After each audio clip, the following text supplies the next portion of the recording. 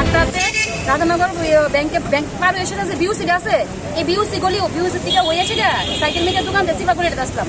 আমি হাত পাচ্ছি ঠিক পেছনে এই এক ডিব্বা ডিস্টেন্স হেও আস্তে আস্তে হাঁটতেছে।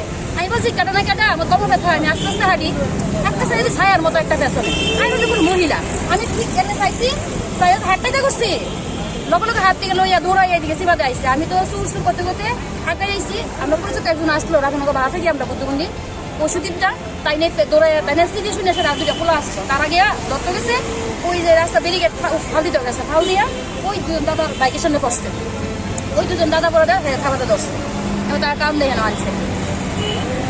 হ্যাঁ না না চিনি না, আমি চিনি না। আমি তো কইতেই পারি না হ্যাঁ কেমন আমার ফলো করছে। আমি সবসময় যেমনি আই এমনি পেছনে আমি আই বুঝছি। আমার লাইফে এরকম ঘটনা হয়েছে না। অনেক সময় ব্যাগের মধ্যে টাকাও থাকে। এখন মোবাইলটা পাইছি, তারা লইয়ে দিচ্ছে মোবাইলটা হলে। হ্যাঁ মানুষে পাইছি, পুলিশে জানাইছি, পুলিশ আইতাছে, ফোন করা হয়েছে, আইতাছে। আপনার নাম?